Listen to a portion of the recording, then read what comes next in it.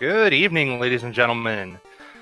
We have another exciting match of 2-0s for the Final Fantasy Randomizer Spring Tournament 2020. I'm ShadowWalker227, and joined with me tonight is Hypes Nova. How you doing, Hypes? Hello. I'm doing okay. How are you? I'm doing all right. So we, like I said, have a group of 2-0s here. We've got Tarnin, who's been with the community for, I believe, a little over 2 years at this point. Avid consumer of the challenge seeds, likes to take some atypical parties, and has been around for a couple of tournaments now. And we've got Thunderclaude, who's been with the community for, I believe, about a year now. Has a little bit of tournament presence, and looks like Thunderclaude is taking Fighter Rainbow, while Tarnin is going Fighter Thief Red Red. What do you think of these party types?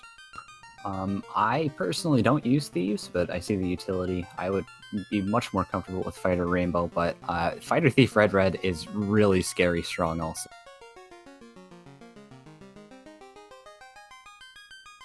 Alright, so this should be an exciting match, and we're going to let these runners get started any second now, so be ready for some hot action. Thunderclaude, known for being a little bit of a fast, dive-in, head-first runner, and Tarnin known for being a little more on the preparatory side, so we'll see how their play styles play out and see who comes out on top.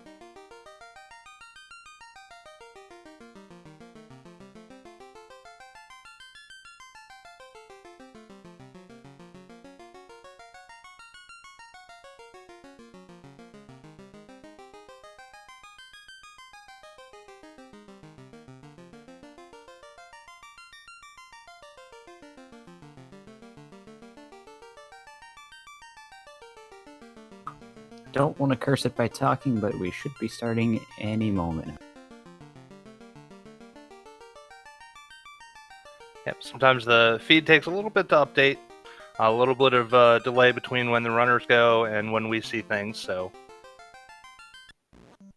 there we go. Kids have dropped, we've got action on the screen. We're going to get our first look at Magic. White Magic level 1, Harm 4 and Fade. Both runners going to be very happy about that Fade. And Black Magic not so great, just Fire 2.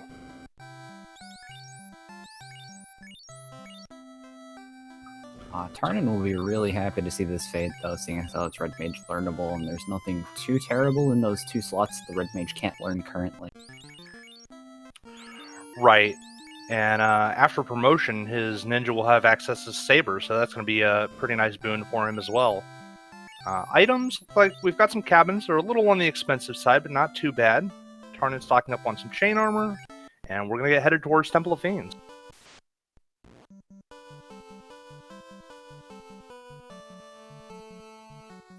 Looks like we don't get too incredible of a beginning run here, so we're going to see a couple soft resets by these runners to try and find a longer walk to Temple of Fiends. Yeah, with the 1.0 encounter rate that we've been doing in the spring tournament, it's a little bit dense on the fight rate. So not as many really good runs as you see in some things, and it looks like those first 2 chests were not very good. I didn't catch what was in the one, but I saw just a little bit of money in the other, and an Iron Staff, which Thunder's going to call good enough.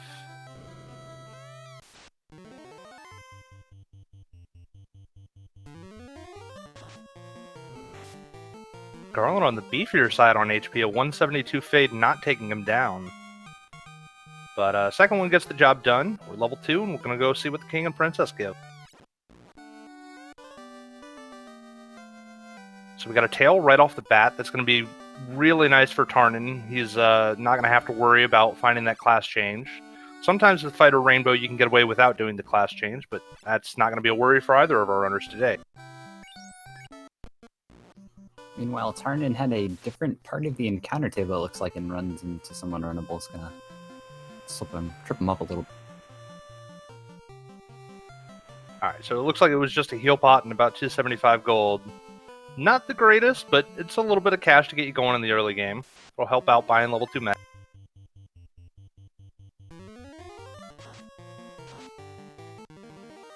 Thunderclaude's going to head up to Matoya, see what's in these 3 loose chests as he grabs his level 3.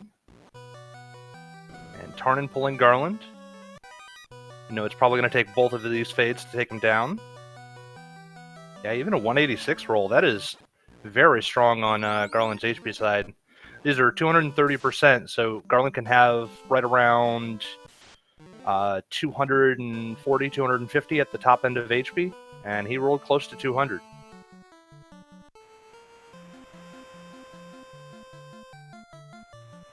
So in Matoya's cave, we found a little bit of gold, a cabin, and then we found a dragon sword. Thunderclaude thought that was good enough, and he walked that out. Yeah, that dragon sword's going to give his fighter something to swing in the early game. It's going to let him do at least some damage. You never want to have that fighter running around just punching things, because it just does not do enough damage. He's going to pull the pirates, gets a little bit of bad turn order, but gets a fade off. So we'll see what Bicky hands us as Tarnin goes over to join.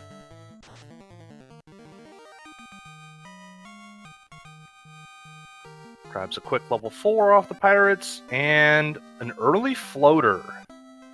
So that tells me that we're probably going to find Canal and Marsh Cave, and it's going to be a look for the canoe. Ooh, there's a TNT for big money, though. So, question here, do you pop grind to get that money? I don't like to, but it's only about 13k, and it's not too far to get over there, and we know that the first fight off the power cycle is a quick fight, which means that I don't hate trying to fish for either Zombles or Giants, as those are going to be the good fights in the pop grind to give you money.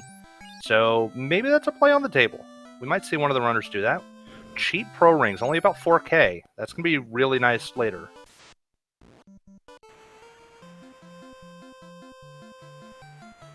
Looks like Thunder's going to pass for now. Probably going to head over to Marsh and see if he can't find the money in those chests. Question from chat, what are we doing here that is pop worthy? There's a around 13.5k vendor item, the TNT, in the shop at Provoke. Yeah, so if it turns out that Marsh does in fact not have either big money or loose item, then we might be blocked by some cash early on. Thunder going to go check out the Dwarf Caves, see if there's anything in those two chests.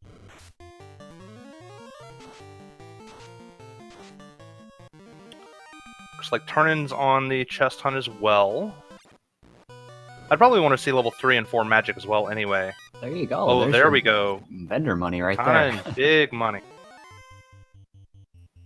Okay, so we're definitely not going to have to do a grind to go get that cash.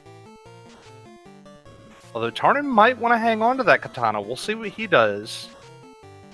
He's going to have a ninja. Tarnin picking up level 5. Fighters can't also equip the level 5. katana, so there's no reason not to sell it. So he'll definitely be able to afford the vendor item unless it goes real low on how much it sells.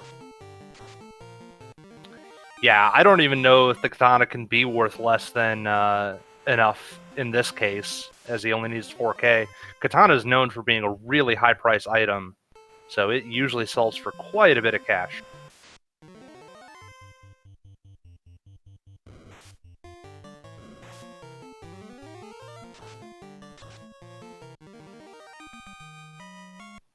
Tarnin picks up his stash from Matoya. He's going to be pretty happy to see that Dragon Sword with a double fighter comp.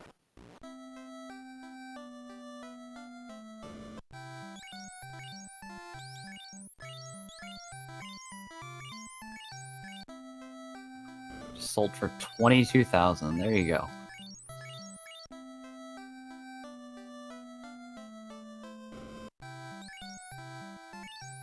Yep, so that's definitely going to get him not only the money for his vendor item, but also enough money to be able to comfortably shop in Elfland. So he's going to have no issues buying level 3 and 4 magic. Going to do a little bit of stocking up on heal potions, cabins, pures, probably buy a couple softs as well. And we'll see where Tarnin goes. He's probably also going to check the quick chests in Dwarf.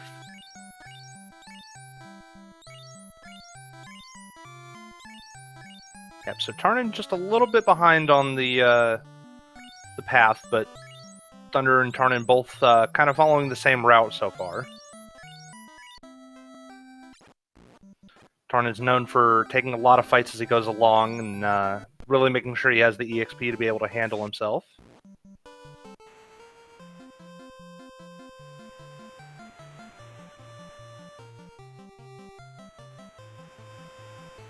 Alright, so we're quickly going to see what that TNT turns into and know whether or not that gets us out of the inner sea.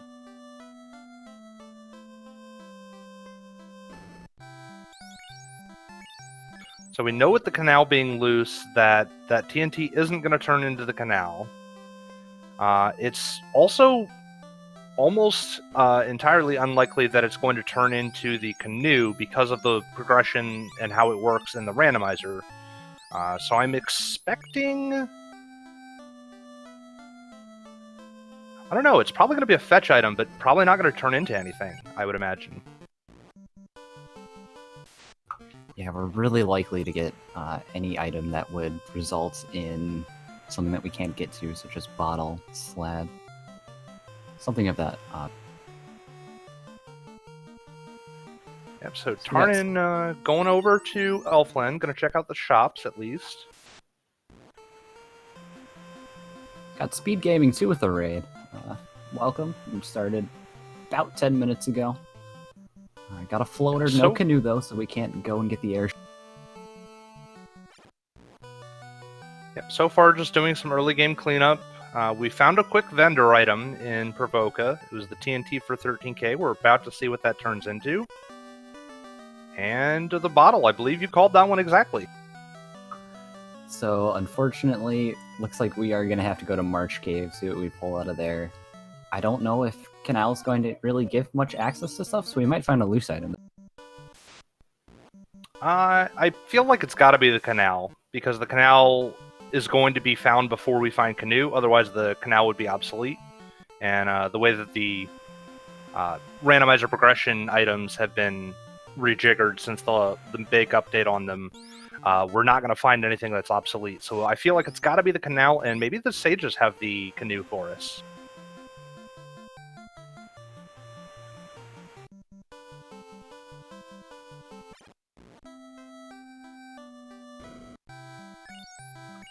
Oh, you like to see that, but you also hate to see Life and Life 2 in the same level. Yeah, that red mage is going to be a little bit overloaded. He's got Temper, Ice 3, Life 2.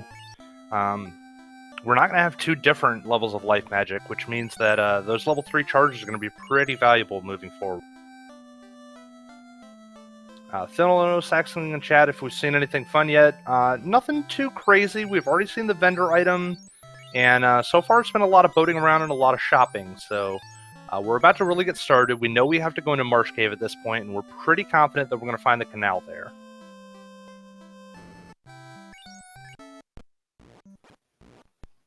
Tarnin's going to start his trek over. His Thunderclaude's also getting started.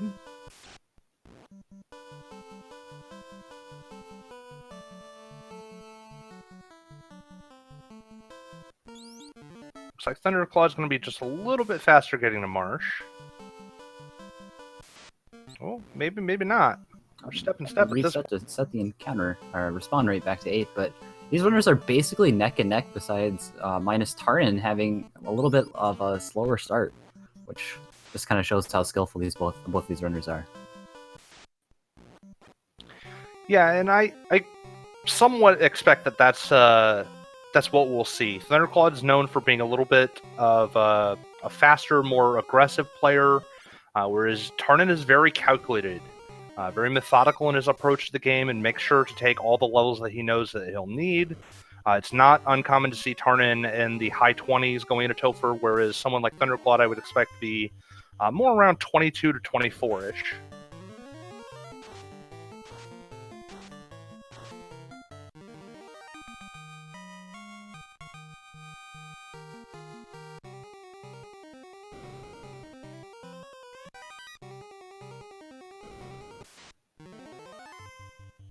So far, just some money in the cabin, so it's looking like we might have to visit the south side of March. Oh, and something in there had Stone Touch. I didn't see which one, but yeah, Stone Touch is not a fun thing to see here in Marsh. Fortunately, we did get a little bit of money. Oh, there's the canal. So now they have a choice. Do you visit the south side while you're here, or do you bank on that being all we need to get going and dip out? This is one of those things where you're either going to be a few minutes behind by clearing the rest of Marsh. So like you could be 6 minutes behind or 30 minutes ahead depending on what's down there. Or you could be a few minutes ahead just by going and checking Crescent Lake. Yeah, it really depends on what we see in Marsh, and based on the fact that Tarnin stepped south, he's going to check the south side. If he was planning to dip out, he would have just gone up instead of going down. So we'll see what Thunderclaude does, and we'll see whether or not Tarnin sticking around to check the bottom side actually pays off or not. In addition to the possibility of finding another loose item for progression, we could of course always find some good gear. Never mad about seeing a ribbon or a pro ring or better armor or swords, so we'll see what's down here.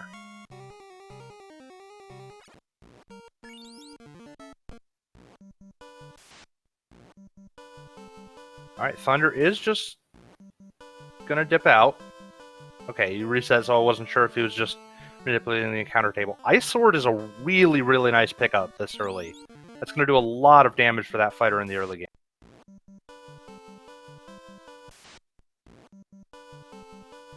And a Flame Shield for some armor, so things looking good.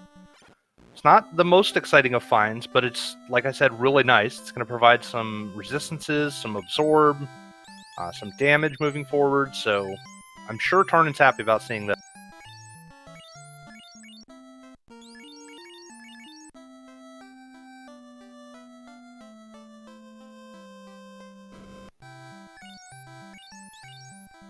Thunder just doing a little bit of shopping cleanup before he leaves. Looks like he's grabbing Lit 2, but not worried about grabbing Lock.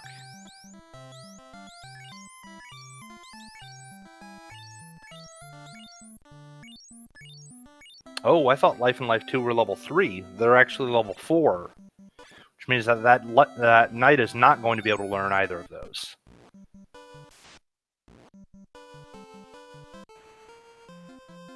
So we've got one more chest in bottom Marsh. We found a little bit of Absorb, and Gargoyles have Crack. Thankfully, it doesn't take out majority of the party, but they followed up by Sleep, so you only get one character having a command. Thankfully, it was the Red Mage, so we can get out of there with a Fade. Yeah, Red Mage coming in really nice there, getting the party out of the fight. Alright, so we know that there wasn't anything important down in the bottom of Marsh that Thunderclaude skipped, but a little bit of an equipment advantage for Tarnin at least. Thunderclaude making a beeline straight over to those Circle of Sages, going to see what they give. If it's the canoe, we know it's big money and we're going to be flying real fast.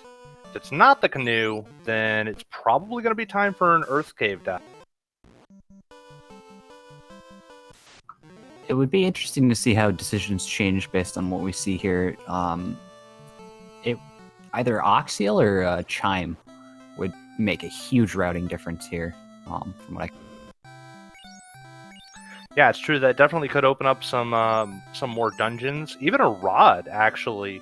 I mean, I guess Rod, you'd be going to Earth regardless, but it'll be interesting to see what this turns into and how it pans out. But we're not going to find out right away because we found the urban...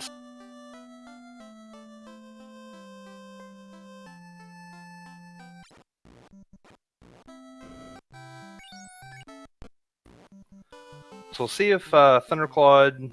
Okay, so he's taking the first fight just to reset the encounter table, but not going to look for any fights, it looks like. I wonder if Tarnin was seeing that there's such a quick fight off the power cycle if he looks around for maybe Peds or something real quick. Exit level 6, slot 3, who can learn that? That would be White Mage, White Wizard, and Red Wizard.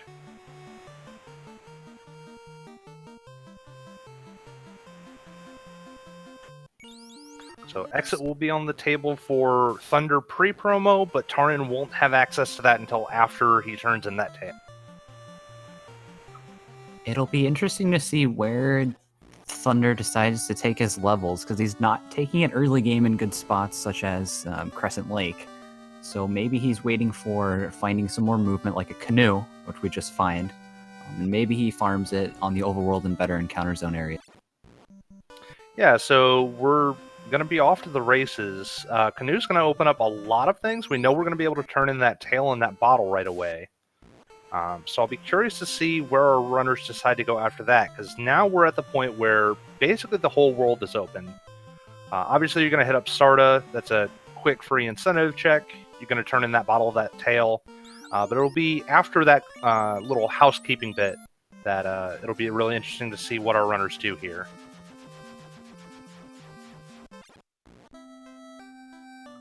Looks like he opts out of Sarda for now, just to get a little bit of more information on... Well, he's not checking any shops, so disregard. Right, but this bottle turning could be the ruby, and so maybe that's what he's thinking. If he sees the ruby here, then he can get 2 checks while he's in the area of Sarda instead of just the 1. Also fair. There's the adamant, so still going to have to wait and see what that turns into. We're not getting our items straight away this time around. Yeah, Sealy Faye in chat pointing out that Tarn is taking the time to go grab his TNT now, get that extra EXP, see what it turns into.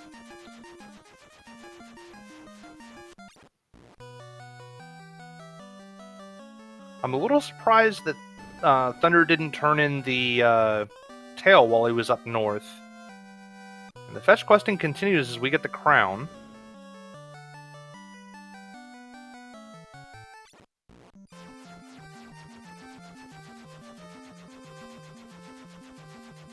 Fortunately, it's a quick shot over to visit Northwest Castle and see what the kindly old king has for us in store.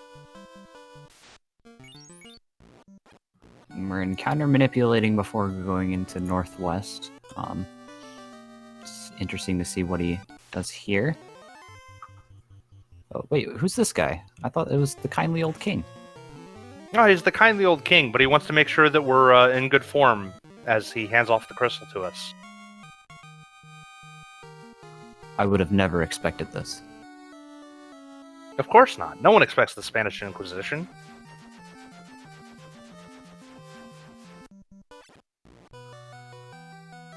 Alright, so the fetch questing continues. We're getting the crystal, we're getting the slab. The seed wants to make us work for our items, doesn't want to just hand things out. Hooray!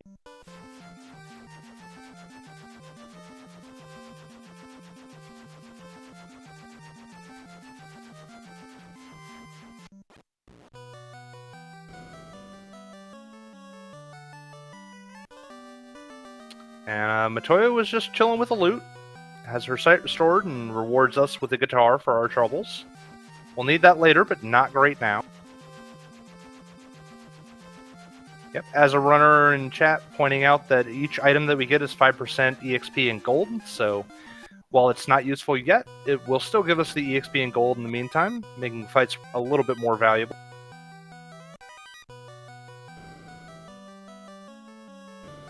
Gonna raid the Cardia Isles, see what we get here. Pro Cape and a Pro Ring. Particularly good finds so far. Gonna be able to armor up some of those mages.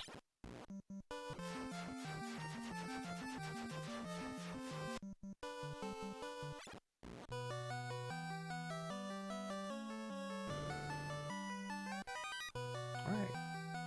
Tarnin, having attained his TNT, is headed over to Sage's. We know that he is eventually going to get that canoe for his troubles, and he's going to be flying around before too long.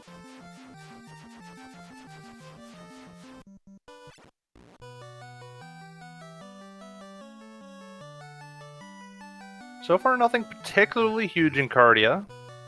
Getting a couple of pieces of nice gear. We're going to get our class change, so that's going to be great, but no loose items, no particularly big finds, like a ribbon or a really good sword.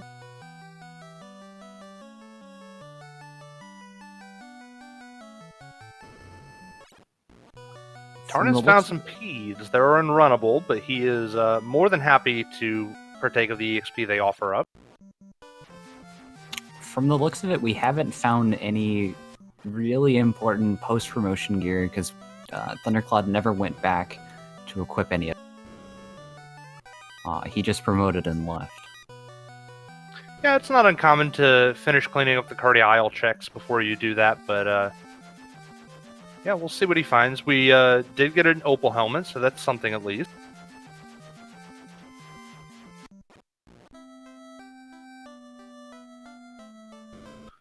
get our first look at level 5 magic.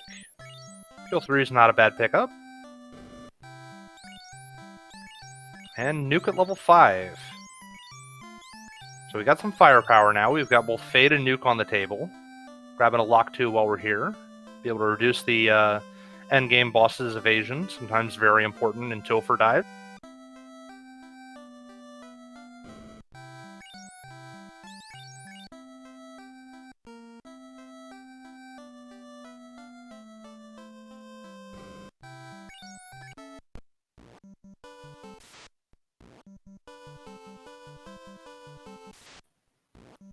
Gotta make sure to burn off those encounters so we don't get those dreaded sky encounters. Trademark not yet implemented. Oh, wouldn't you love to see air elementals while you're in the airship? No. No, I think I'll pass. I think I'll pass every time, actually. But it sounds like so much fun. Alright, looks like we're taking some time to pick up a gold bracelet while we're in Canaria.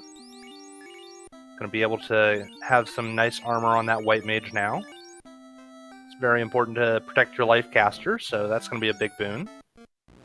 Meanwhile, Tartanen picks up his canoe, so he's probably gonna head over and get the airship and do all the checks that Thunder's done. I don't know if he'll do any dungeons along the way. Can't imagine it. I expect Tarn is going to follow a very similar path, do all these key item checks, track down the fetch quests. It's always important to get those fetch quests out of the way earlier rather than later, because all of that extra EXP and gold from the incentive items is going to really add up over the course of the game. So it looks like he is taking some fights, just not at the Peninsula of Power. It's in the same encounter zone, but on the other. Yeah, you're never really mad to take a 4 giant fight this early. It's worth some good EXP and gold. So he's up to level 9 now. Tarnin picks up his adamant. And we're going to see what the left-finished people are holding on to. And it's Power Bonk. So that's cool. Not progression, but very, very nice for the endgame.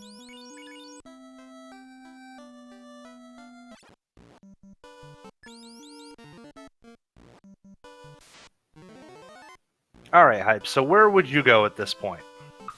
You've done your fetch questing, we know we don't have anything really telling us where to go, but we've got a lot of incentives open, so where do you go? I would probably go Volcano. It feels kind of risky early on, but you could check some trap tiles on the way there, maybe get some levels before you go in.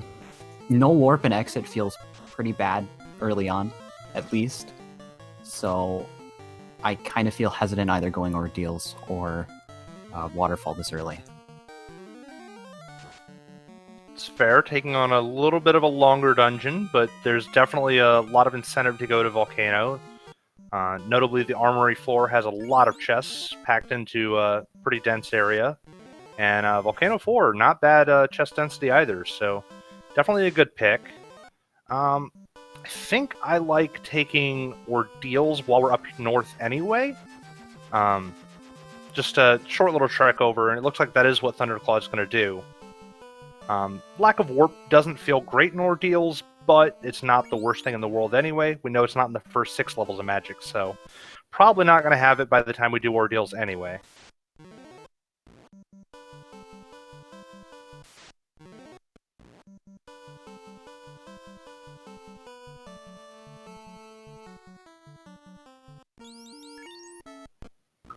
So And if we found the Oxio here, I'd really like to route in the Honorat continent while we're up north as well. Let's see how bad this Ordeals is. I am of the opinion that every week that passes, and this is just placebo, Ordeals gets worse. I've never been more confused in my life.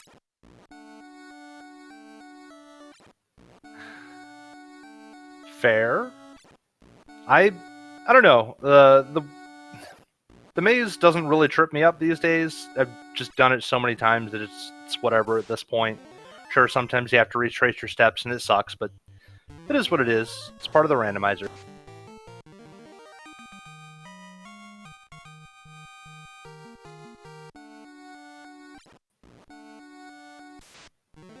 Tarnin doing some equipment shuffling after he has promoted, and it looks like he did hang on to that katana, so he's got a really nice weapon already for that ninja. It took him a little bit longer to get that vendor item, seeing as how he didn't get it until he was out of marsh, but it ended up paying off because of the tail in the early. Yep, and we haven't hit level 15 yet, so we're going to get full spell charges straight away. So that knight and that ninja are going to be fully decked out with their spells at level 21, which is perfect. Both of them going to have full spell capacity by the time we're going into Topher, and that's great. Thunder doing a little bit of fighting, up to level 12 now, as he's making his way through ordeals. Getting bounced around by the pillars just a little bit. Gonna take some zombies along the way. And Tarn is gonna hit up Sarda while we're doing this. So he's gonna get his crown. Probably gonna go straight over like Thunderclaude did and turn in that crown and that adamant.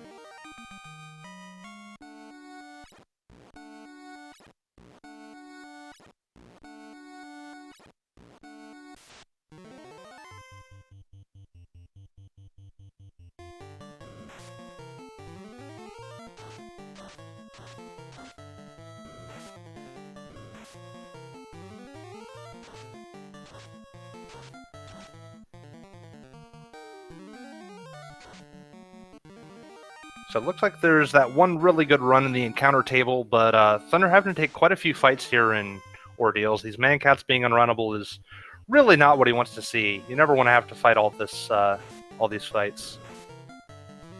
And it looks like they're punching decently hard, although that Black Mage probably doesn't have any armor on, so Black Mage is squishy.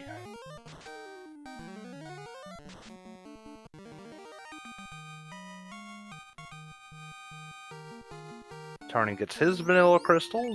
He's fighting Astos now.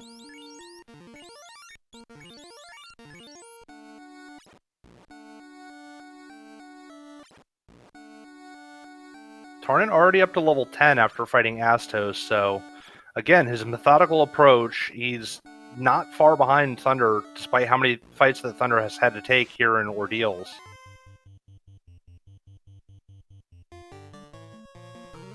It looks like we're starting to get a little bit burnt out on resources just due to all these unrunnables in Ordeal. These unrunnable man-cats seem to have been fairly common, and/or other enemies that aren't. Yeah, with man-cats being resistant to the elemental magics, it really just leaves Fade as our only resource to be able to take them out quickly, so those Fade charges are getting burned up real fast.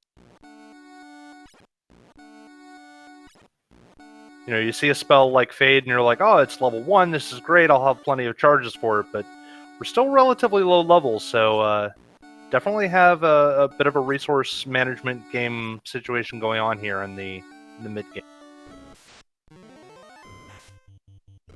Looks like we finally get through and are rewarded with a Force Erebus pack.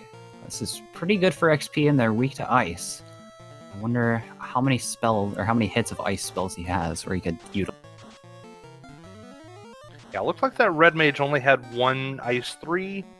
Black Mage, I think, had 2 or 3 left after that cast, so could maybe take one more of these, but probably doesn't want to spend too long here.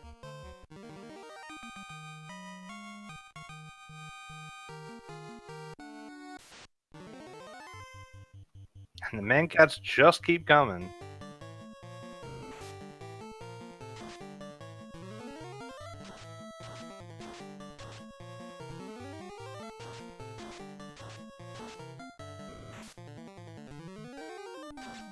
Alright, Tarnin gets his power bonk, so he is now caught up on the fetch quest turn-ins, so we'll see if he goes over to Ordeals or see if he goes somewhere else.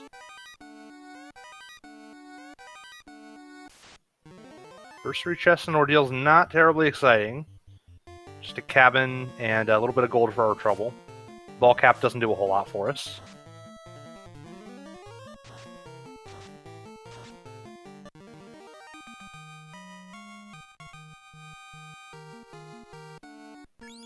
Yeah, Thunder is real low on charges at this point. He is, I believe, completely out of fades. It's kind of a death by 1,000 cuts here. At this point, he's probably just hoping for a runnable trap tile so he doesn't have to deal with anything else. Yeah, that is certainly certainly something you don't want to see as an unrunnable trap tile here. Rock Goal's not bad. Oh, he did have one fade charge left. Ooh, and Tarnin finds a T-Rex on his journey to Ordeals. Definitely going to take that fight.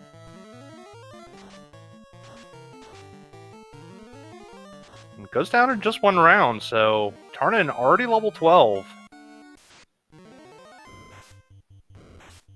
And Thunder's going to take at least one more of these Rock Goals. But he gets stun touched, which is a bit of a problem. I'm not sure what his plan to actually fight them is without that fighter.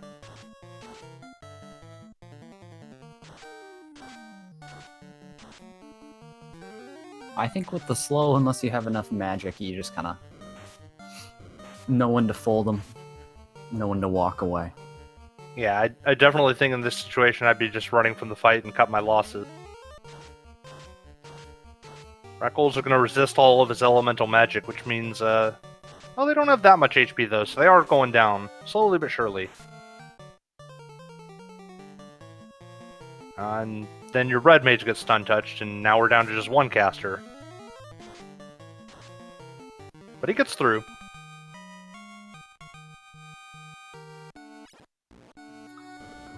Let's see if he has any houses. I'm pretty sure he has at least one, so I'll probably use that in life 2. Or no, he's just gonna go. Not gonna spend the house, just gonna dip out. Tarnin, meanwhile, making the play you would have made. So Thunder went to Ordeals, and Tarnin going to Volcanoes, so we'll see how this pans out.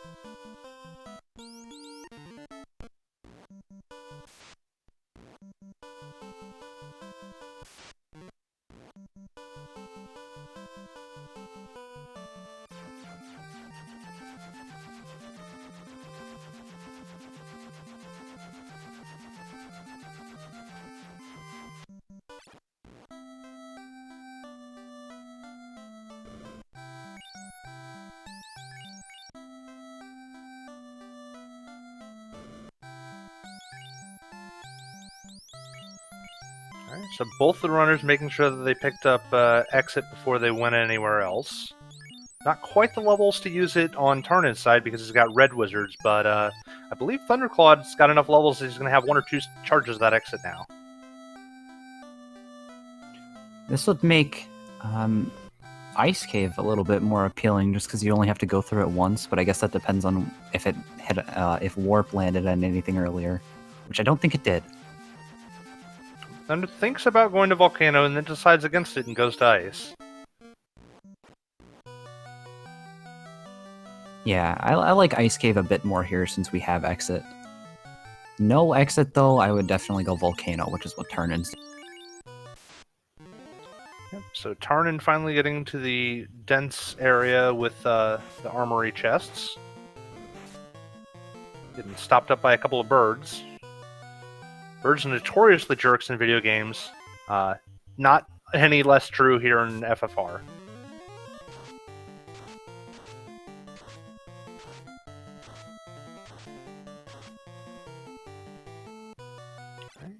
Thunder making his way to the second floor of Ice Cave. Tarnin finds a giant iguana pack here in the armory. Not the best fight on Trap Tile. Yeah, especially with those iguanas having cremate. But we did find a wizard staff, so we do have a pseudo win condition for carry 1. Yeah, with the wizard staff and katana and fade charges at level 1, I definitely think there's enough firepower here to actually be able to complete Volcano. And probably without too many issues. And I expect, since Tarnin's in the area, he's going to just go ahead and full clear Volcano and not have to double dip.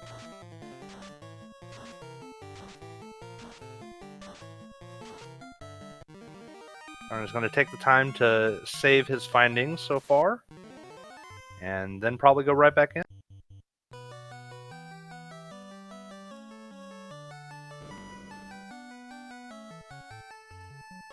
Thunder, realizing he doesn't have warp, can't do the warp trick, finds the gray worms here in Ice Cave instead of their normal home in Volcano. And skips a chest on this floor. But finds a really juicy EXP grind tile here.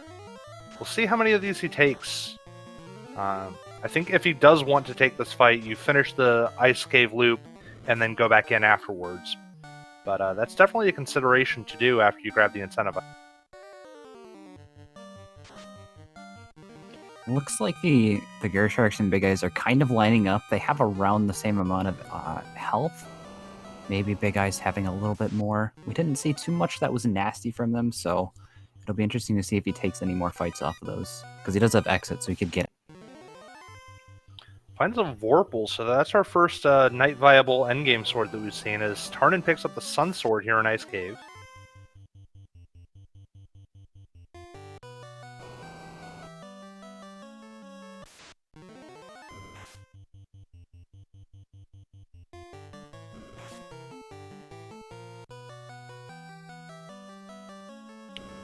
Alright, what do we got on the Frostwolf tile? We've got another katana. We know those sell for a decent amount. There's a ribbon. That's a good find. Never disappointed about seeing a ribbon.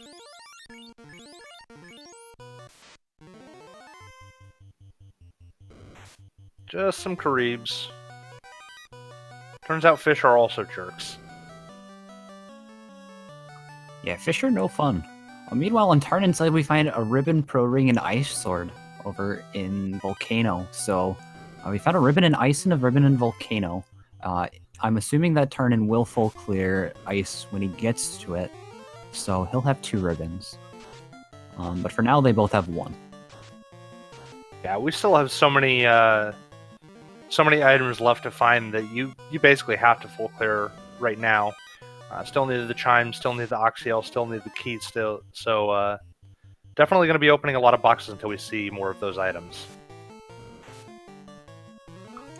Thankfully enough, though, we've gotten a lot of fetch quests out of the way, so the only real fetch quest, and this is basically a pseudo fetch quest, is the Ruby at this point.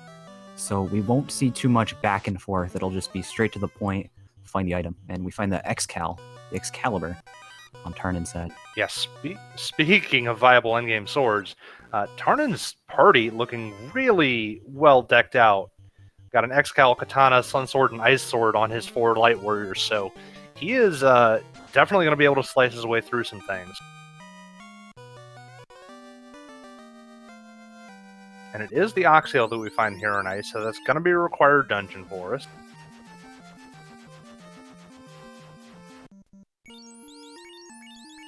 Thunder, not so excited about grinding, decides to just dip out rather than taking a few more fights.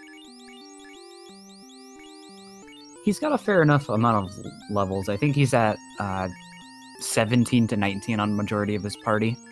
So he should be more than prepared for this volcano to die. Yeah, I mean, even at his levels, just taking incidental fights along the way, he's going to be at least 21 by the time he goes into tow, for probably more like 22, 23 at this EXP level. Tarnin, meanwhile, finding some Whiz-Vamps and Vampires. This is a really high EXP tile if these enemies don't have that much HP. Looks like the Edward fan club has Dazzle.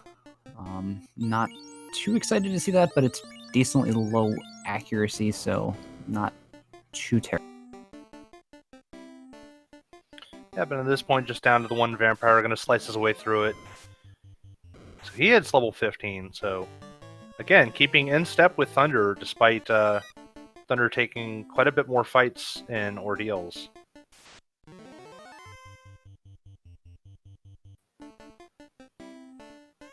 So we did find the ruby, so that's going to be a quick incentive check that Tarnin can get out of the way, too. I expect that while Tarnin's in the area, he'll probably hit up the ice cave and then go over to Titans. And we'll see what he does after that point. Question in chat, was that ruby loose? No, the chest in Volcano, the red D chest, which usually holds the flame armor, is incentivized this week. It is Fire Week. So that is an incentive location. It does not count for the loose incentive items in the...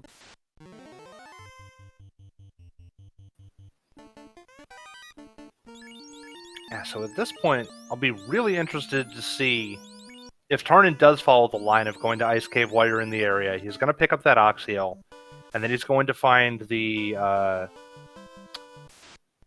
item in Titan's incentive. I'm curious after we do that, what he decides to do and how many boxes he decides to keep opening or not. Because we're getting at that point where we still have at least Waterfall left open. And then it's going to be a question mark at that point, once we see a Waterfall in Titans, of whether or not we need to keep opening boxes. Meanwhile, blink and you miss it. Tarnin lights his first orb. That Katana Thief, or Katana Ninja at this point, going to town, lights his first orb at the 42-minute, 55-second mark. Okay, Thunderclaude hitting up the squiggle left chest. This is the one chest that Tarnin skipped, and it just had 15 gold, so Tarnin saving a little bit of time on that chest.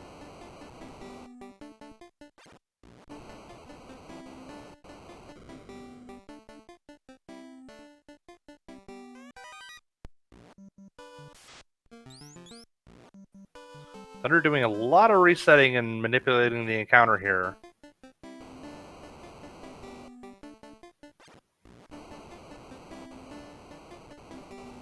Oh, I didn't notice earlier, but Fast is at level 2, so definitely a pretty nice pickup with Saber being level 1 and Fast being level 2. That ninja is going to be able to meaningfully contribute towards battle damage later.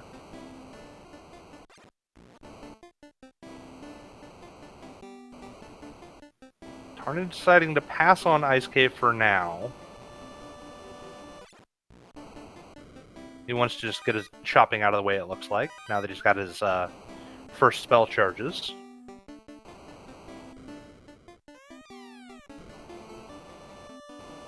Yeah, so this is really the loadout you love to see for a ninja. You've got Saber, Fast, and Temper all available. So that's about the best you can hope for a ninja.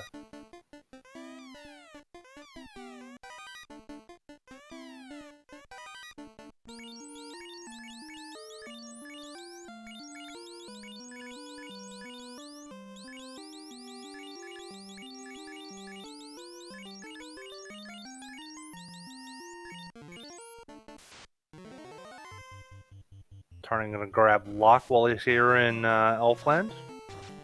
Just to make sure he has the ability to reduce evasion. Iguana's with Cremate, taking that White Mage pretty low, but it looks like Thunder might be danning it off. Or just being a little cavalier with his healing here.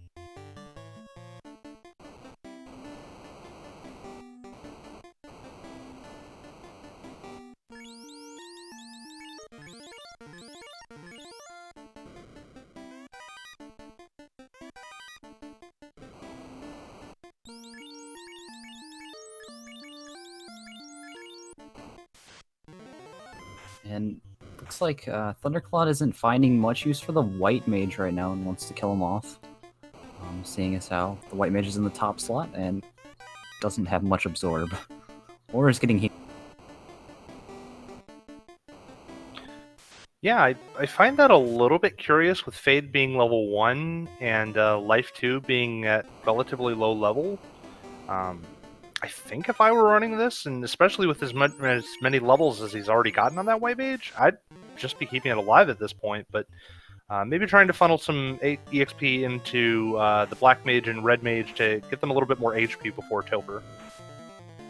Question in chat, why didn't we check the third chest? It is linked to a chest in Volcano Armory, I believe, so if you check one, you don't have to check the other.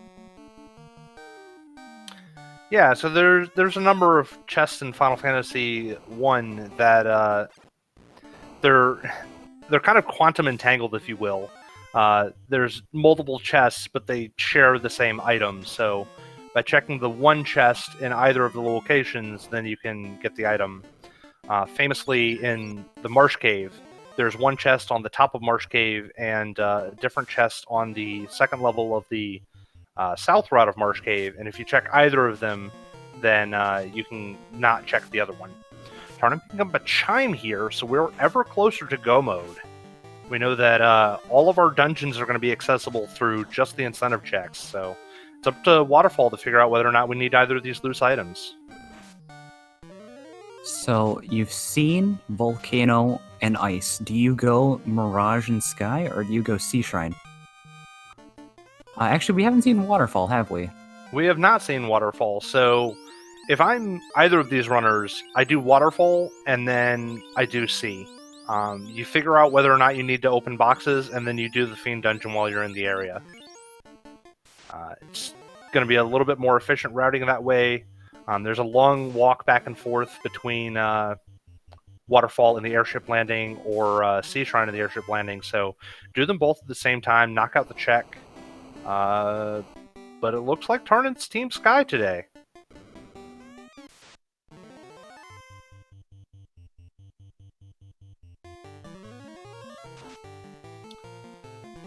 We know that Tarnin's not going to be able to skip Ordeals or Ice Cave based on the knowledge that we have, but Tarnin has not gained that knowledge yet.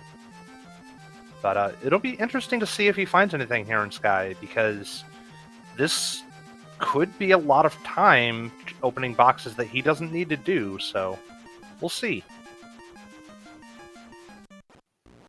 On the flip side, though, he is going to get a lot of experience points here in Sky and be very well equipped to be able to take out the other dungeons that he goes through. Oh, and we just found a loose Thor hammer. That is one of our incentive items. Okay, so that is a 50-50 chance now that the Waterfall has our loose item, or our last item, rather, the Mystic Key. Yeah, Thunder decided to give Sarda another visit, talk to the old man. He gets a little lonely. Gotta give him some love sometimes.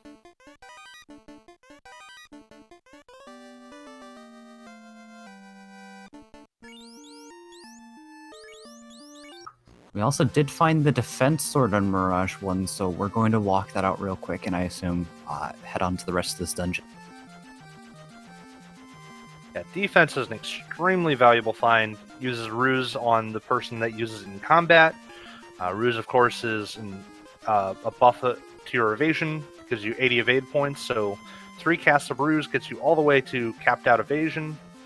And once you do that, you basically can't be hit. You can still be crit, but very uncommon. Looks like Tarnin said enough is enough. I want to go to Waterfall. Or actually, we're going to Ordeals right now. Sorry. But we did find a loose that makes you feel a little bit more at ease, considering that we haven't found one and it's 50 minutes in. So yeah, I think Tarnin seeing. Yeah, I think Tarnin seeing the incentive item loose says, okay, that was one of the duds. I know that there's still a couple of incentive dungeons out there. I probably better go check those before I go elsewhere.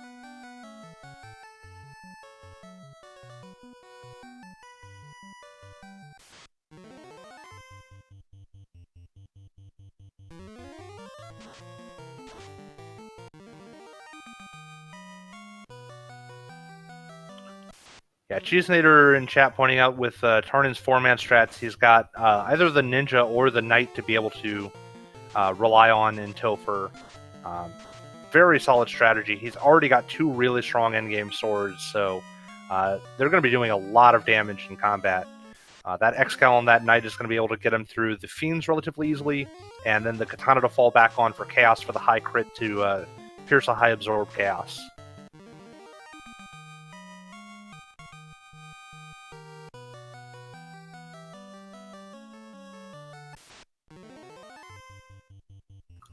So we're going to get a sneak peek at what's at Waterfall. It's either going to be, I believe, the Mystic Key or the Opal Bracelet at this point. Yep, those are the only incentives that we haven't seen. So time to find out if we're still opening boxes or if this is it. And based on the gear that Thunder has, I think he's probably going to call it if this is the Mystic Key. I doubt we'll see him open any more boxes.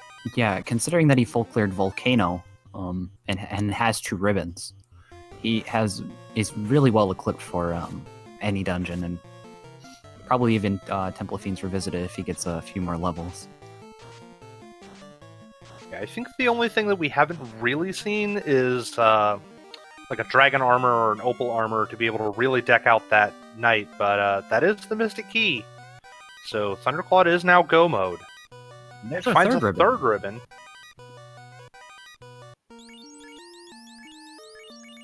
So he's lacking evasion for now, but he may just speed and power right on through this. Yeah, so it'll be interesting to see, because like we said, we don't think that Thunder will probably open very many more boxes, so we know that the defense sword is in a relatively easy to find area, but that might be as good as his gear gets.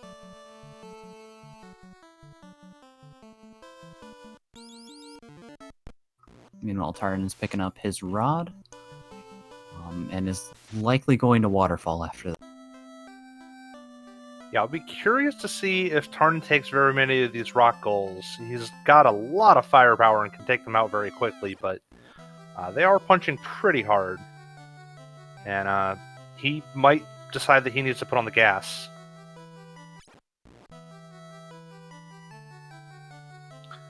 Cheesenator wondering where Tarnin's Oxial is. It is an ice cave. It is the incentive chest in Ice Cave.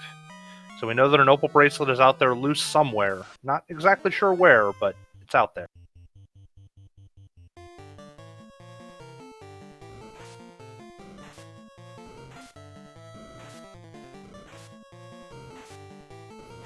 Thunderclaude getting more of the unrunnable fights here in Sea Shrine. Just getting stopped all along the road. Everybody wants to ask for direction.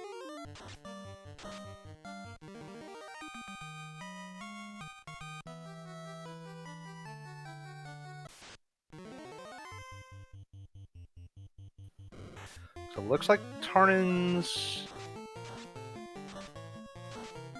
going to Waterfall? Yes? Yeah, Tarnin... No? Okay. Tarn has decided it's Ice Cave. No, he's decided... Has he forgotten about Ice Cave? Oh no. Just doing some quick Earth 1 checks, maybe. There are a lot of trap tiles here. If he decides that he wants to get some quick EXP, maybe that's why he's doing this.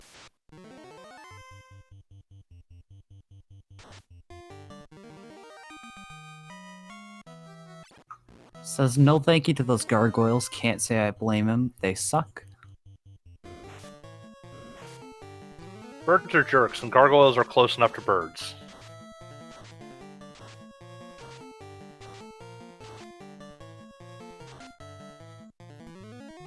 And a little bit of unrunnable fighting on both sides of the screen. And it looks like the Earth tile, just some errors and Gurnagas. Not the most pleasant fight. Tarn's going to snack on some nachos, though. He's got lots of firepower, so... Oh, and they're really low HP. That's kind of tempting. And it looks like Tarnin agrees.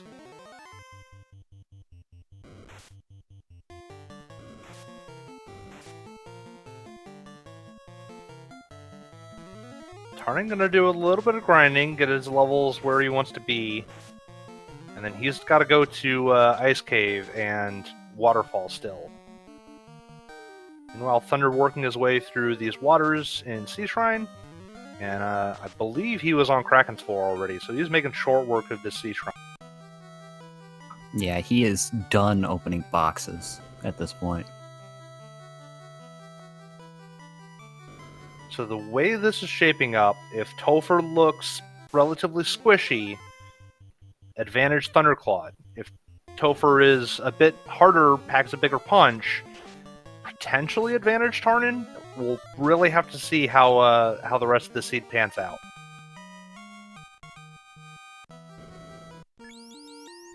Alright, Tarnin's had his fill of nachos. He's going to move on.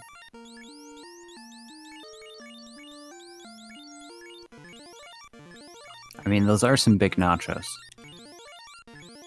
You get full pretty fast. So it looks like Tarnin is going to go to Waterfall, so he's going to have to double dip this area, unfortunately. He's going to get his Mystic Key here, but we know that the Oxial's hiding out in Ice Cave. Meanwhile, Kraken back rows the Black Mage. It's not even Topher, and we're already getting back row experience, so welcome to FFR. Looks like we're going to fade melee and nuke, hopefully take down Kraken. We're not getting too high of rolls on the spells, but Fighter's going to be able to finish it out. Thunder's going to light his second orb at the 58-minute 5-second mark. Yep, so 1 orb advantage for Thunder. And Tarnin's got a couple of dungeons that he's got to do still, so Thunder with a bit of a lead going on here. But there's still a lot of seed left to play, and you never know what Topher's going to hold in store for us, so game is not over yet.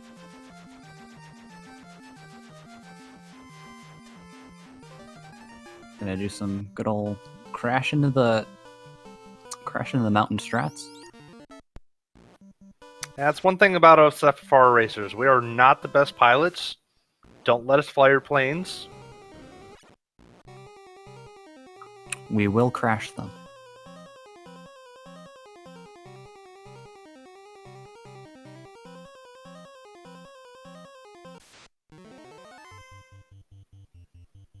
Yeah, Thunder braking for nothing at this point. He's going to take these vampires on the way. Thinks it's a little bit faster to kill them than run from them. And he is right. So he picks up his White Mage to get some levels on her before Topher. Looks like he might take a couple fights along the way just to get her up. A couple levels so she can maybe survive a mid-roll nuke or something.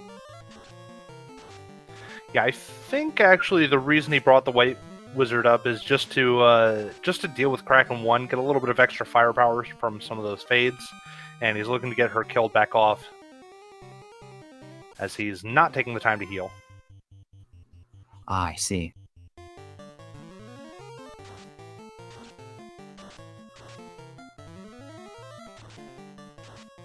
Alright, so Tarnin's made his way through Waterfall. He picks up his second ribbon, and he's going to get his Mystic Key, so not going to be able to do Sea Shrine while he's in the area. See if he remembers that he still needs to go do Ice Cave.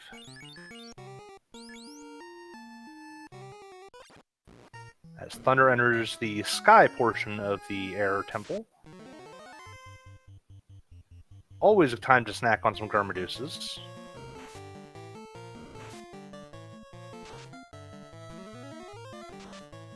Looks like the White Mage couldn't handle the snacking, went in a food coma. She may not wake up until Topher.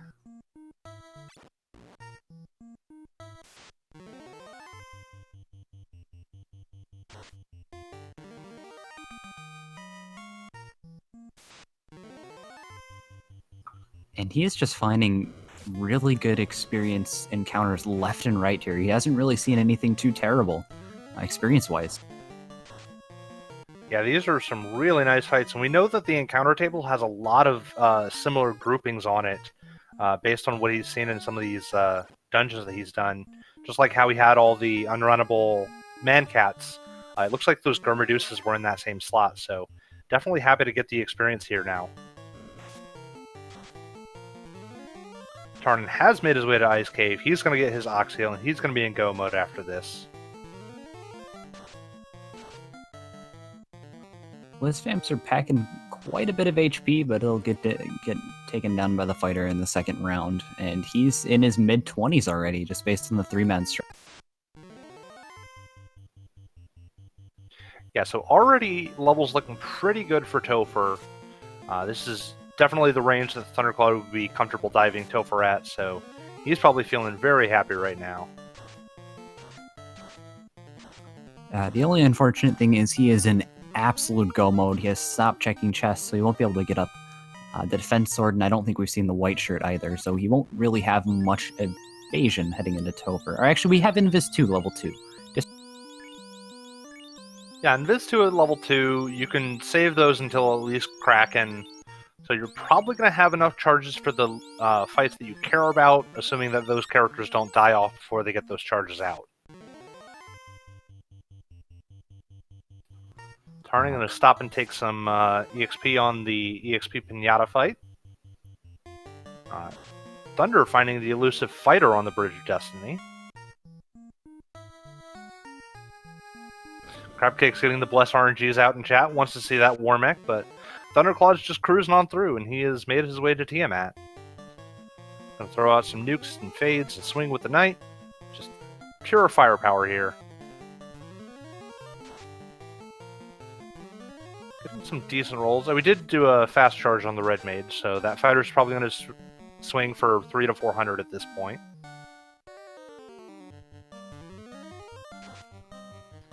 Tarn picking up his third ribbon.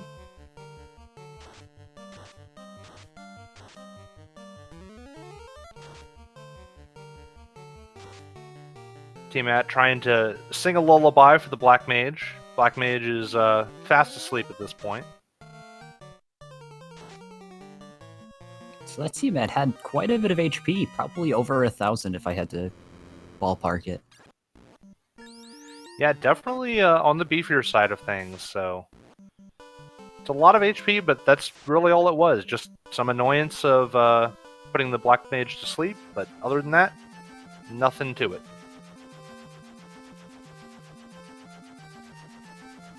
Meanwhile, Tarnin's getting close to his coin flip of discovering that the Oxial is an ice cave. Yeah, we know that this is going to pan out for him. I think he did skip a couple of chests along the way. I think he skipped the Frosty trap tile. So he saved a little bit of time on his ice dive compared to Thunder, but he has a little bit of ground to make up at this point. Thunder now having 3 orbs to Tarnin's 1.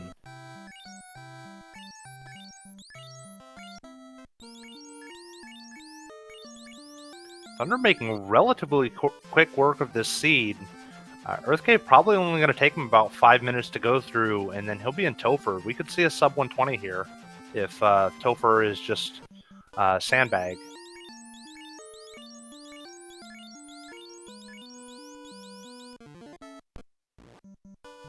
Tarnin now in go mode. He is on his way. He is going to go clear the Fiend Dungeons just as fast as he can. Finds another blue stake. Definitely going to take that. Very happy to see the EXP. His Knight actually one-shots it. Very happy to see that.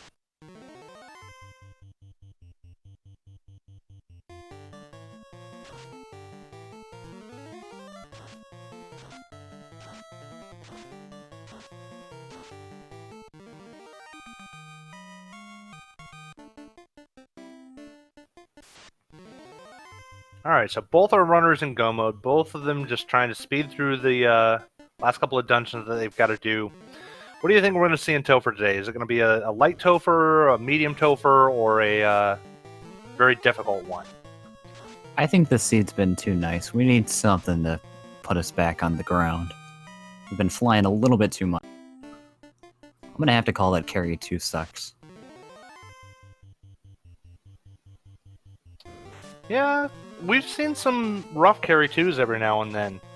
Of course, you can always get like the turn 1 nuke or nuclear, but carry 2 definitely has the ability to do a lot of melee damage, and if she rolls up, she can really punch a light warrior for a lot.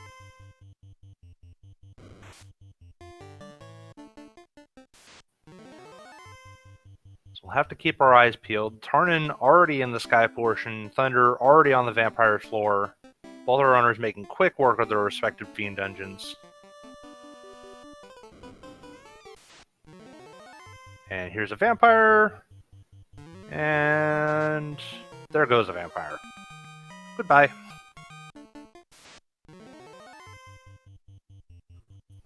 Yeah, Thunder not even wanting to take the 2 steps to grab the vampire chest along the way. He is 100% done. He just wants to close this out real fast. Yeah, at this point, he's not really looking for much.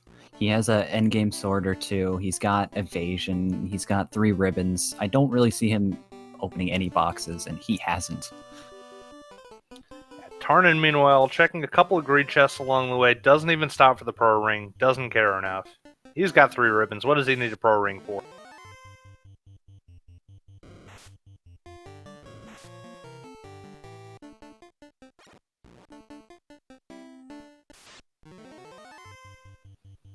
Alright, Thunder's made his way all the way to Lich's floor.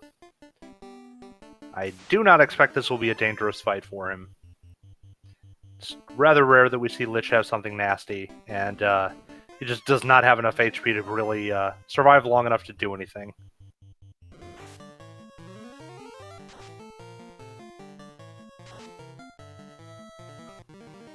And down he goes.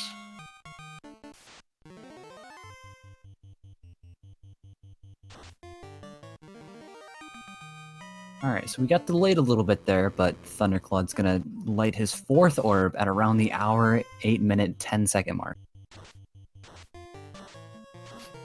Shadow's eating up just a little bit more time as we're trying to run back to our airship, get a frost off, but Thunder says, "Get out of my way!" Tarnin, meanwhile, already on the Bridge of Destiny, he is just about to pull Tiamat. Decides to snack on some nachos on the way. Hadn't quite had his fill in Earth Cave. And at the 1 hour, 8-minute, 40-second mark, Thunderclaude, our first runner in Temple of Fiends, revisited.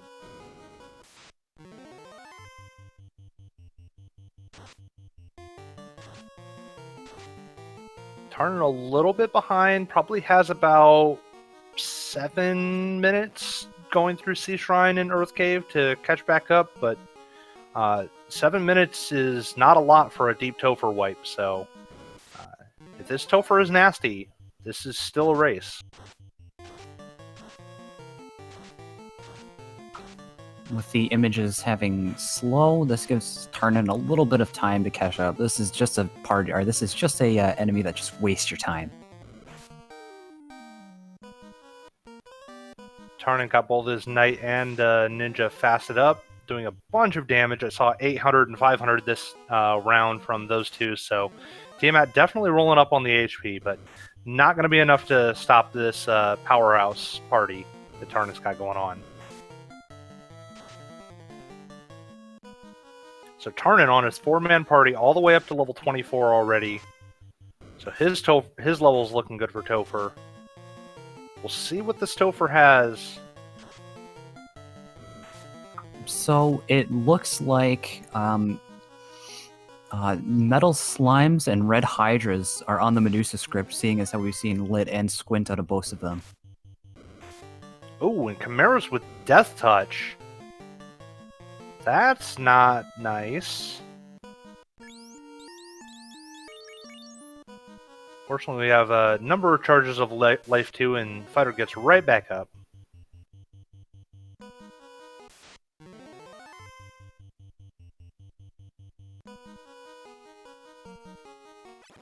Tarnin over in C, desperately trying to catch back up now.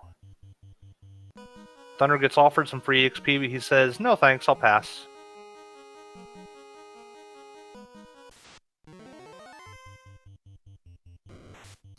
Looks like all of the unrunnables got shuffled out of Topher for what we've seen so far, which is very nice for Thunder, and he's getting a lot of ambushes because of his high party level. Yeah, so far, nothing too bad. We're going to go full guns a-blazing on Lich. We're throwing out the nukes, throwing out the fades. And Lich had just north of 400 HP at most, so he is down. First speed bump passed. And we're getting no encounters on the fire floor, basically. We're coming up on carry 2. Yeah, chat pointing out that Thunder has played this seed exceptionally well. It's been a very fast seed. Thunder making smart checks along the way, hitting go mode, hasn't checked anything, has plenty of gear.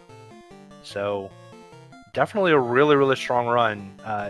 Not to be understated that Tarnin is playing very well, but Thunder is just playing it slightly better right now. And carry 2,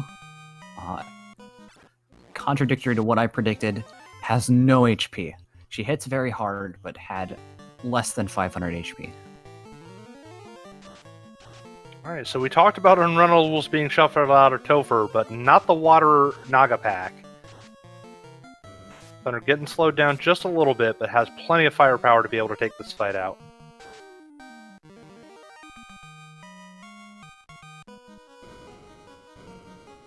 Tarnin already on Kraken's floor. just about a minute away from lighting his third orb.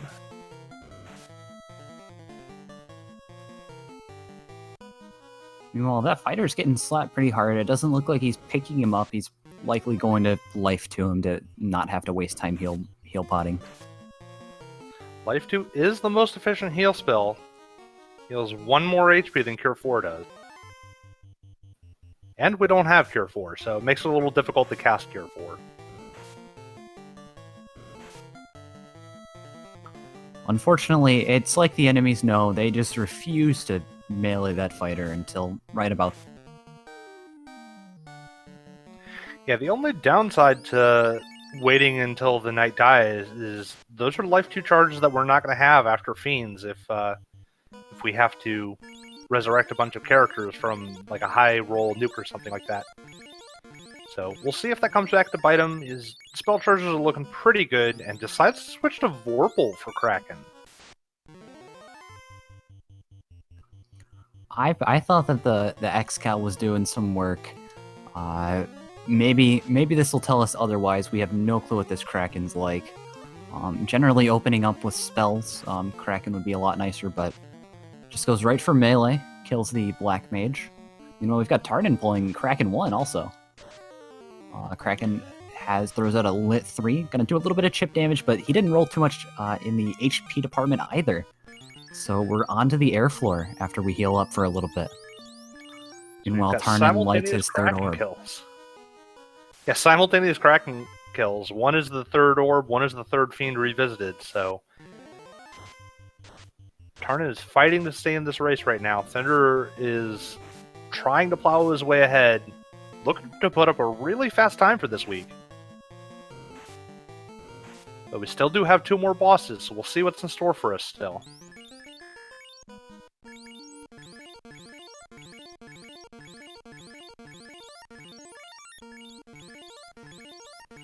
Doing a little bit healing up. Tarnin entering his last Fiend dungeon.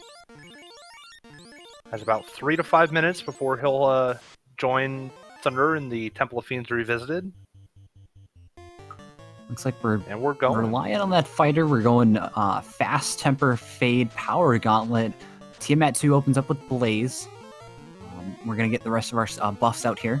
And we'll likely see the fighter swing next turn. Probably 2 more Tempers. No, we're going Nuke, Fade, Fade, Melee. Yeah, we're going all Fade firepower at this point.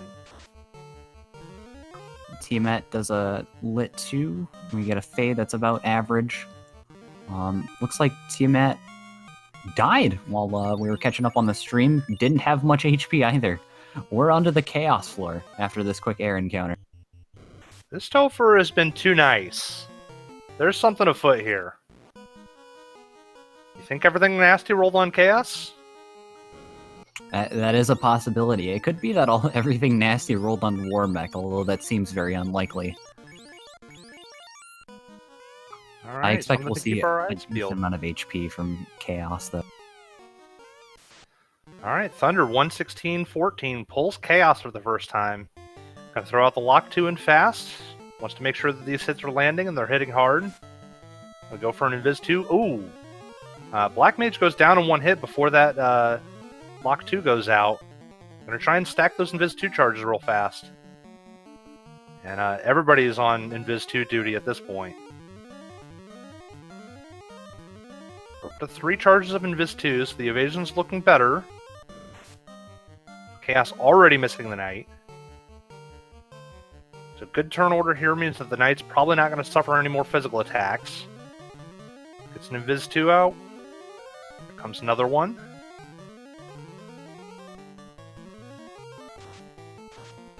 Gets the bonk off.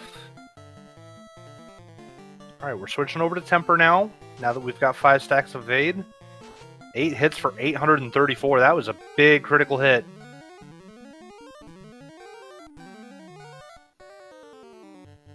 We're going in for the jugular. We're throwing out the fades. We're throwing out the Vorpal. 224. Another fade. 111. Swing! And big damage. 913. That's GG for Thunderclaude. 1 hour, 17 minutes, and 32 seconds. Thunder's first place for this race. GG's are coming out in race chat. I'm going to see if we can get him in here.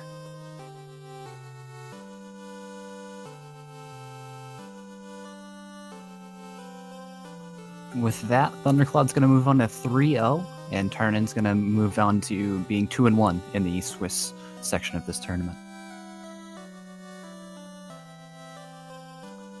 Yeah, really fast time. It's a sub 120. Anytime you see that on these Swiss flags, that is an extremely good run. Tarnin not long behind him, but Thunder just played that one extremely well. And we are now joined in chat by Thunderclaude. Thunder, GG. Thank you. So you got the floater early. You knew you were just looking for the canal and the canoe so that we could get into the air. Talk to us about the seed. How were you feeling? How were you feeling about it being a jet seed? Oh, it was a breath of fresh air because when I saw that floater first, I knew when I found the canoe, I didn't have to do volcano early. And that felt really good because I've had some bad luck with early volcanoes. Yeah, so Crabcake's in chat pointing out, I think Blaze was actually the strongest spell that you saw all game, not just in Topher, just all game. Didn't see any insta-deaths. I think maybe at one point you saw one crack, but... Yeah, no, you're right. It was a pretty tame seed for everything I saw. I did see Death Touch on the Chimeras going through Topher, but that only got one of my characters once. Yeah, so we've got Tarnin at the 119.18 mark, entering into Topher, just finished lighting his fourth orb. Thunder, you played this very, very well. Just seemed like everything was going your way. You were getting really good EXP all along the way. The vendor item TNT we thought was going to be maybe something you had to work for, but then you found a lot of Golden Dwarf Cave. How were you feeling about this seed? Were you ever like in the back of your mind wondering, when is this going to get hard? Yeah, when I was doing my last two incentive checks and I needed the key, I was for sure thinking, okay, this is probably going to end up being loose key and I'm going to have to full clear some things. But whenever I got to the last one in Waterfall and saw the key pop up, I was like, oh my, this is awesome. Then I got the third ribbon in there too. I was like, I don't see how this is going to be difficult, but I don't want to jinx it too.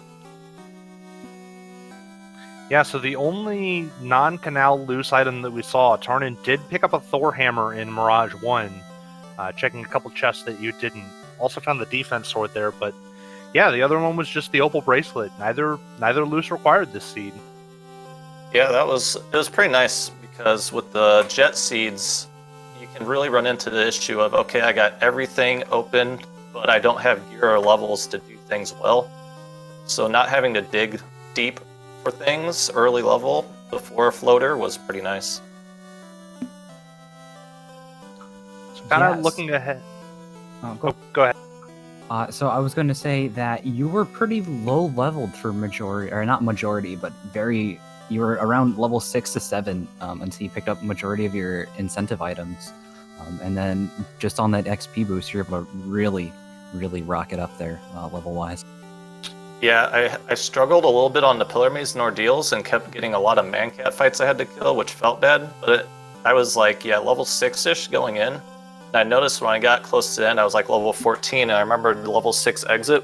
So I was like, I might be able to squeak an exit charge out of this.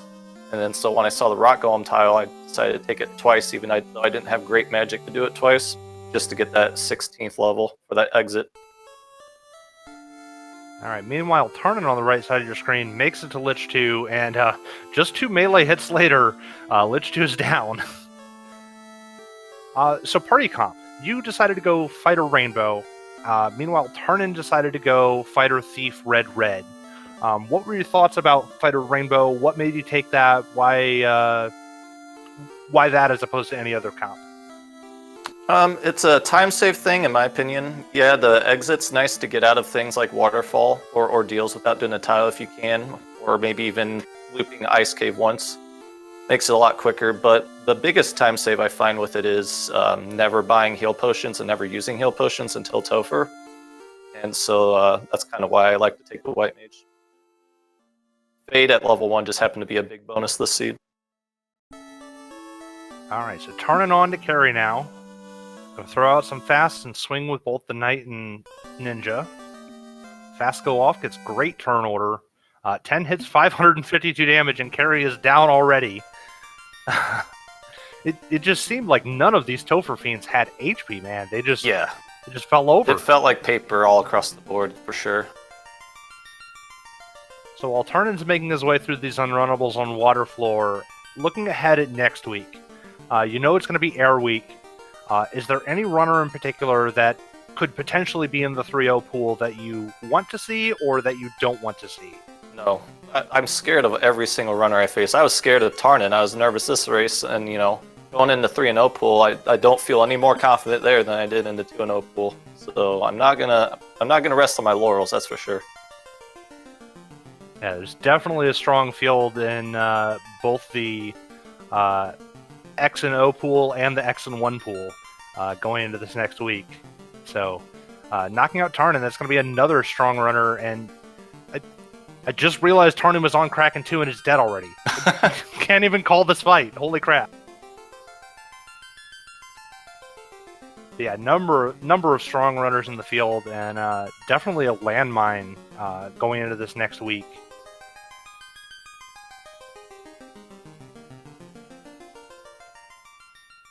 All right, so Tarnin gets the Twilight Party Pack as he steps away from Tiamat 2. Gonna do some quick healing up. And we're going swing, fast. We're just going for the jugular. We know this is the right play because none of these fiends had HP, so it's going to work out for him. There's the Blaze, doing just chip damage on all of his Blight Warriors. And going in round 2, swing, fade. Oh, we finally see a punch from Tiamat, but just 190 damage, and Tarnin's Light Warriors just take Tiamat down. Doing some quick healing up. We're about to go to the final floor, and we'll call Tarnin's Chaos fight. Oh, but not before Nightmare and some Evil Men have their say of things.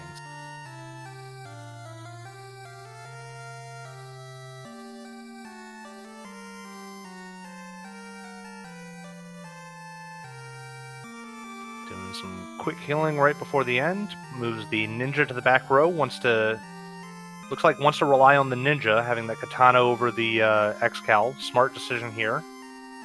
X-Cal not known for doing that much damage against Chaos. The big advantage that X-Cal has is it exploits elemental and family type weaknesses, but Chaos does not have any of those, so Fast's going out, and the Ninja is going to do a Saber, and the Knight is going to use the defense.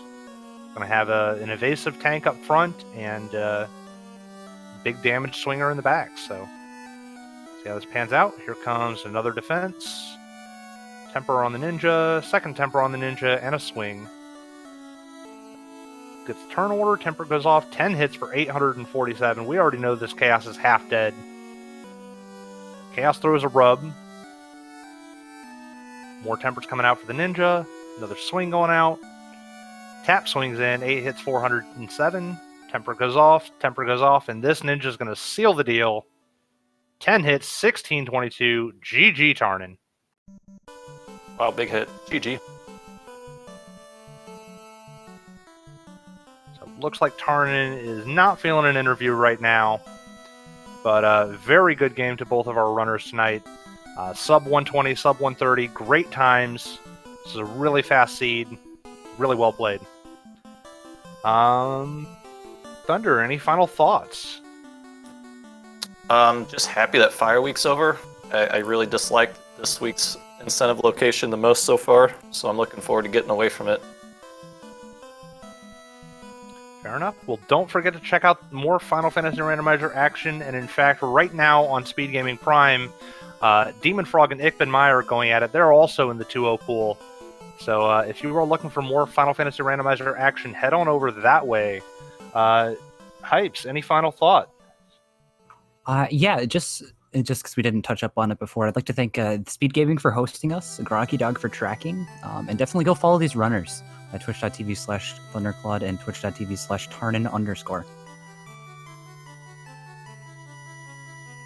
Definitely a pair of really great runners. Put on a fantastic race for us. GG to both of you gentlemen.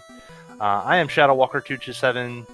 Thanks to my co-commentator Hypes Nova. It's been a wrap.